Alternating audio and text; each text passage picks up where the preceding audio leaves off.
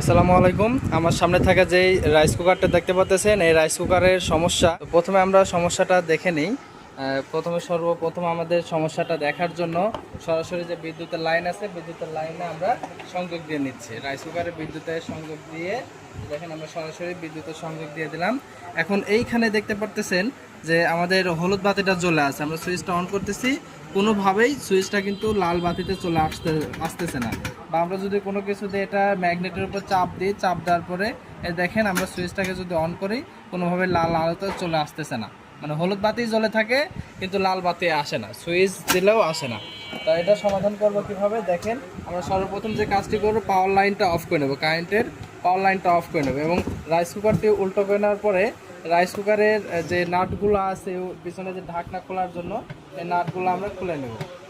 তো যাদের রাইস কুকারের সমস্যা যে রান্না করার সময় শুধু সুইচ অন করলে হলুদ বাতি জ্বলে থাকে, লাল বাতি জ্বলে না, বা লাল বাতি জ্বলেই না, একবারেই জ্বলে না, তো তাদের জন্য আজকের এই ভিডিওতে শুধু হলুদ বাতি জ্বলে, লাল বাতি জ্বলে না। তো আমরা দেখেন খুলে নিতেই এখানে দেখতে পাচ্ছি যে এখানে বেশ কিছু পার্টস রয়েছে। এখানে যদি আরেকটু দেখানোর চেষ্টা করি, এখানে একটা ব্যবহার করা হয়েছে সেন্সর, এখানে সেন্সর এবং অন্যান্য সুইচের সাথে যেটা পাতি সুইচের সাথে কিন্তু আসলে এরকম সুইচ লাগানো থাকে না। যেহেতু আমাদের লাইন পাচ্ছে, তার মানে আমাদের ফিউজেরও কোনো সমস্যা নাই বা পাওয়ার লাইনেরও কোনো সমস্যা নাই।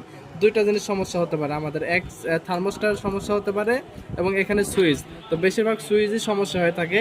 যেমন এখানে কালো একটা সুইচ দেখতে পাচ্ছেন, এটার নাম হচ্ছে পুশ সুইচ। তো এই পুশ সুইচটা আমরা সরাসরি এই যে দেখেন খুলে নেব। আমাদের সর্বপ্রথম যেহেতু পুশ সুইচ রয়েছে, একটা টেস্টারের মাধ্যমে আমরা এটাকে খুলে নেব। খুলে নেওয়ার পরে আমরা দেখব যে এটার কোনো সমস্যা আছে কিনা। তো দেখেন আমরা এই নাট খুলে নিলাম। এই নাটটা অতি গুরুত্বপূর্ণ, এটা হারানো যাবে না। তো এখানে যে সুইচটা দেখতে পাচ্ছেন, এটার নাম হচ্ছে পুশ সুইচ। তো আমরা এটা দেখতে পাচ্ছি তুলনামূলক যতটুকু এটা আসলে আপ ডাউন করবে, আপ ডাউনটা মূলত হচ্ছে এরকমভাবে করতেছে না, একটু কম করতেছে। আমরা নতুন একটা সুইচ দেখব যে আসলে এটার কেমন সাউন্ড হয়। এই যে দেখেন, এটা কিন্তু খুব ভালো একটা সাউন্ড হচ্ছে, এই সুইচটার। কিন্তু এই সুইচটার ভালো একটা সাউন্ড পাচ্ছি না। তো এখন আমরা শুধুমাত্র এই সুইচটা অন করে দেখব। আপনারা যারা কাজ বোঝেন অবশ্যই কাজগুলো করবেন, আর যদি না বোঝেন অবশ্যই ভালো দক্ষ টেকনিশিয়ান দিয়ে কাজগুলো করে নেবেন। সরাসরি আমরা এখন কারেন্টের সংযোগ দিয়ে নিচ্ছি। কারেন্টের সংযোগ দিয়ে নিতেই এইখানে দেখেন, এইখানে লাল বাতি জ্বলে আছে। এখন কিন্তু লাল বাতি জ্বলে আছে দেখা যাচ্ছে। এখন আমরা সুইচটা যদি অন করি, তারপরে হলুদ বাতি জ্বলতেছে না, অর্থাৎ কুকিংয়ে আছে বর্তমানে। আমরা এই সুইচটাকে দেখার জন্য সর্বপ্রথম যে কাজটি করব, এই যে একটা প্লাস নিয়েছি, ভালো একটা প্লাসটা নেওয়ার পরে আমরা এইখানে যেহেতু এখানে ইলেকট্রিক শর্ট হতে পারে, তো সেই ক্ষেত্রে আমরা সুন্দরভাবে সেফটিভাবে ধরেছি। এইখানে দুইটা জিনিস খেয়াল করবেন, এখানে লাল বাতি জ্বলে আছে আর এখানে আমাদের পুশ সুইচ আছে। একটু উঁচা করো। দেখেন আমরা সুইচটাকে অন করতেছি, দেখেন হলুদ বাতিতে চলে আসছে, আবার কিন্তু লাল বাতিতে চলে আসছে। দেখেন এই পুশ সুইচের মধ্যেই সমস্যা। এখন হলুদ বাতি জ্বলে আসছে, আবার ছেড়ে দিচ্ছি লাল বাতি, তার মানে আমাদের এই পুশ সুইচের সমস্যা। তো পাতি সুইচ হলে আসলে এরকম সমস্যা অন্যভাবে আমাদের সমাধান করতে হয়, যেহেতু এটার মধ্যে একটা সমস্যাই থাকতে পারে এই পুশ সুইচের। তো পুশ সুইচটা আমরা এখন চেঞ্জ করে দিয়ে দেখবো যে আসলে এই সমস্যার সমাধান হয় কিনা। তো এটার জন্য আবার পাওয়ার লাইন খুলে নিচ্ছি। পাওয়ার লাইনটা খুলে নেওয়ার পরে যে পুশ সুইচ, আমরা এই পুশ সুইচটা নিয়েছি। তো এটার মধ্যে কিন্তু ভালো হিট হয়েছে, কারণ এটা ভালোভাবে কাজ করতেছে না, এই কারণে সুইচটা অনেক হিট হয়ে গেছে। আমরা এই সুইচটাকে খুলে নেব। এই যে দেখেন, এটা কিন্তু আমাদের উপরের যে অংশটা আছে, এই উপরের অংশ, আর এই সবুজ কালার বা নীল কালারে যেটা আছে, এটা কিন্তু আমাদের নিচের অংশ। তা আপনারা যে কাজটি করতে পারেন আপনাদের সুবিধার্থে, এখানে এই ধরনের সুইচ পরবর্তীতে কিনতে পারেন। এই সুইচগুলো কেনা যাবে। এটার মধ্যে কিন্তু দেখতে পাচ্ছেন যে 3টা টার্মিনাল আছে। সবসময় যদি 3টা থাকে তাহলে মাঝখানেরটা বাদ যাবে। আর এইখানে আমরা শুধু জাস্ট উপরতে যেহেতু এটা খুলেছি, উপরে কানেকশনটা এটার সাথে সংযোগ দিয়ে দিলাম। দেখেন এখানে কিন্তু সংযোগ দিয়ে দিলাম, এটা নতুন লাগাচ্ছি, আর এটা কিন্তু সাউন্ডটা খুব ভালো।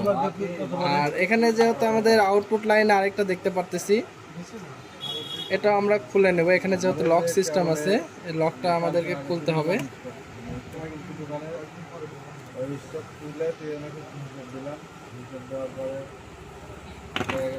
আমরা এই লকটাকে খোলার চেষ্টা করব।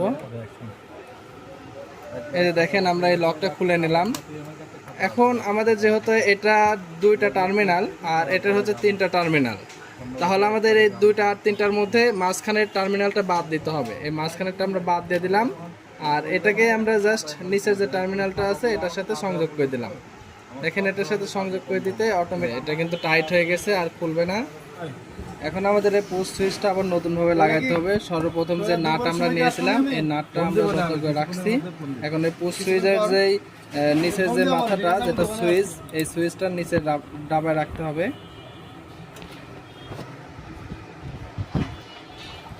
এই দেখেন এখানে একটা লক আছে, এই লকটা আমরা ঢোকাই দিলাম। এখন এখানে যে ছিদ্রটা আছে ছিদ্রতে আমরা নাট আগের মতো আবার লাগিয়ে দিচ্ছি।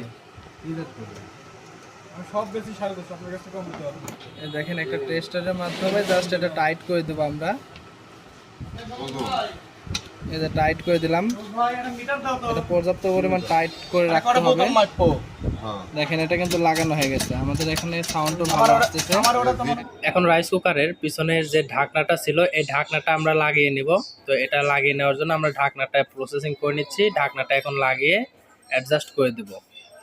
ঠিক আগে যেমনটা লাগানো ছিল নাটগুলো দিয়ে খুব সুন্দরভাবে ঠিক আমরা এভাবে সুন্দরভাবে লাগিয়ে নিচ্ছি। 2টা নাট যেহেতু এটার সাথে ছিল 2টা নাটে আমরা এটার সাথে অ্যাডজাস্ট করে নিচ্ছি।